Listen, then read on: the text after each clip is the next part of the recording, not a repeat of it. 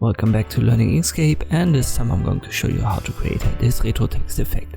I'll just use the basic font that's inbuilt in Inkscape. Let me call that text retro. I'll set it up and down holding Shift and Control. Under Object, I can find the transform menu, use skew. I use like -15 and -10. Or let me use -20 for the horizontal. That's a good value to start. Click on Apply when your text is selected.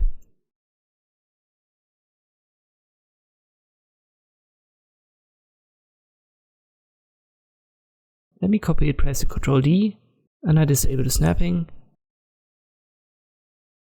And we're basically trying to create a 3D effect here.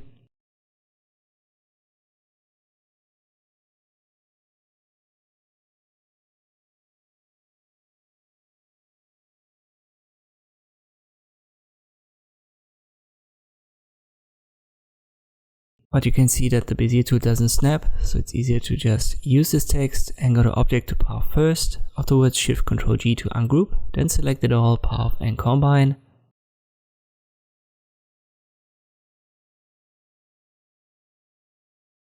And now we press Ctrl D to copy it.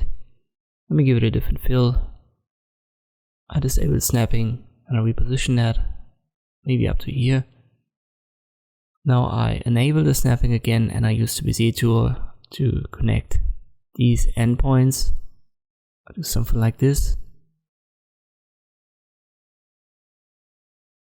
So with these sharp edges or where there are lines, we don't have much of a problem.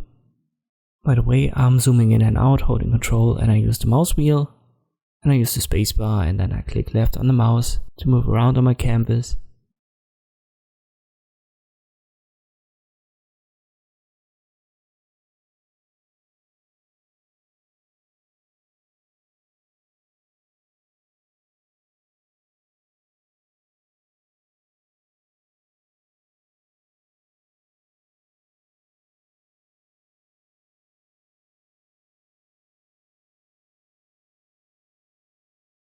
When I've got them all drawn, I click on them holding Shift so that all are selected.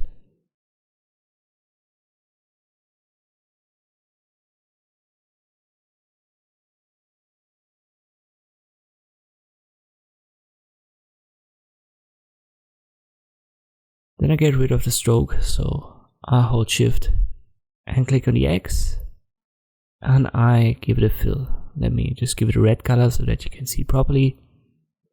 So this is what we've created now. And we select it all, so the text and these shapes that we've created, and then we'll go to Path and Union. So that's fine for these letters, but you can see at the O and the R letter, so everywhere where you've got a curve, it doesn't look perfect.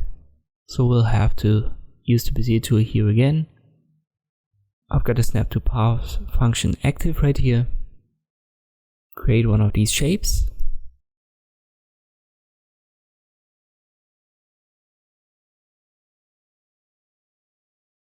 Again, I get rid of the stroke and give it a fill.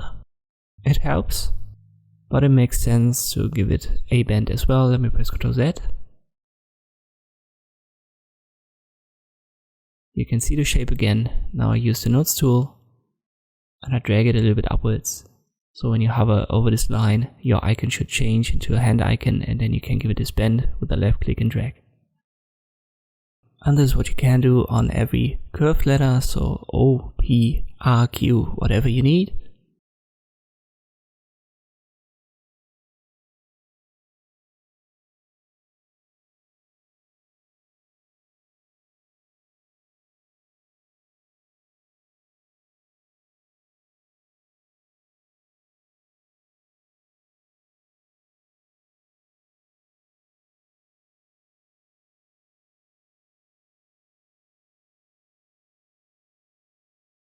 And then use the same function that we've used before. So give it a fill, get rid of the stroke, select it all, Path and Union. And that's fine, it looks like we're going somewhere here. Now copy it again, Ctrl D, disable the snapping, reposition the copy, and then repeat the process as many times as you want. So I want to give it like 4 layers. So I copy it 3 times and I've got the original, which makes it 4. And we can find the right position easily. Well, let me first pick a different color combination, maybe this one. I re-enable the snapping, and now these corners right here, they snap perfectly. You can see that on these letters like E, T, so where there are sharp edges, straight lines. So just rearrange them so that they snap into the right position, give them different colors.